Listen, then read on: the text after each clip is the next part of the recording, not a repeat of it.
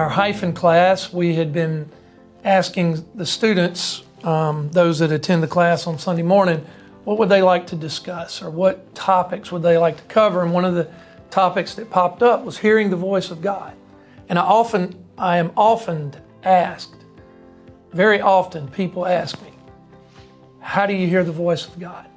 How do you know God's speaking to you? How do you get clear direction from God?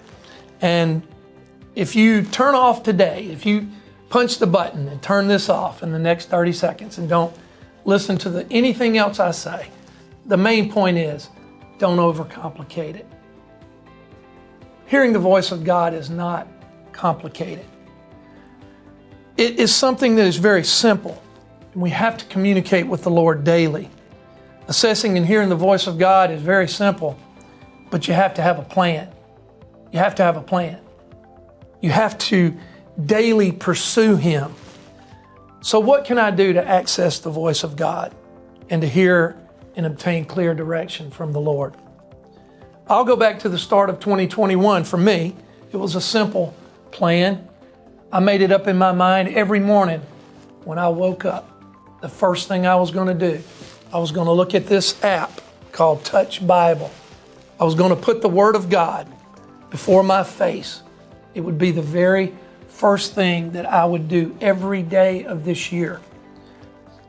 Now that may seem simple to you, but what God was telling me was turn off all media. Turn off the news, turn off social media, limit the noise. If you're going to hear from God, you have to make room for His voice. And I was making room for Him. He slowed me and my wife down. We both had COVID at the beginning of 2021. 17 days of quarantine, 17 days of my wife running a very high fever, her oxygen at 88, us not knowing where that was going to go, but the Lord had time to speak to us. He slowed us down. But I made a purpose every morning. I would get up and I would put the Word of God in my face. I would put the Word of God before my eyes. I would put the Word of God in my heart. And as I started to do that, things began to change in my spirit. Things began to change in my life. The Word of God will speak to you. His voice will speak to you if you will hide the Word of God in your heart. You know, the other night, just a few weeks ago, Mississippi State was playing for a national championship, but my mind was elsewhere. I was tuning in somewhere else. And while I was sitting in my recliner, the Lord said, why don't you just get up and walk outside? What was He trying to get me to do? He was trying to get me to turn off the noise. He was trying to get me to zone out from what was going on in the world. I walked outside. Immediately, I began to feel the angels of the Lord. There were angels everywhere. They were all over my wraparound porch. They were in my backyard. I walked around my backyard. I walked around the swimming pool. I walked all over those woods. I live out in the woods. There's nothing but woods out there.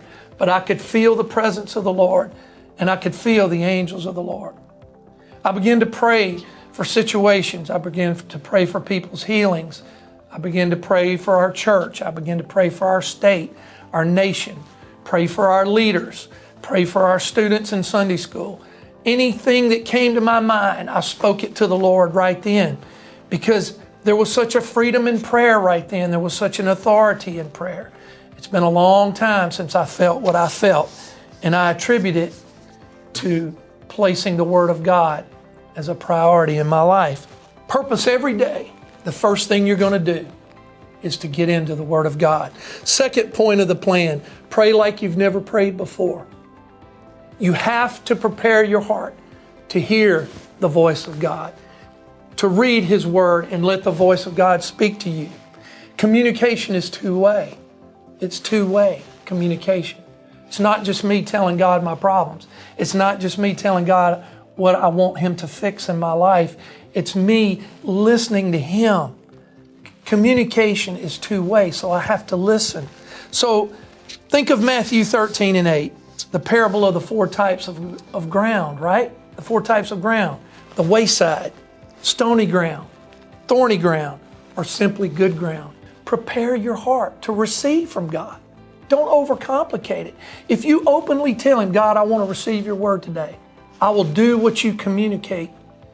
I will do exactly what you communicate to me through your word today. I will be obedient to your word. Then he will reveal more of his word to you and reveal things to you and provide the revelation and provide the direction that you seek.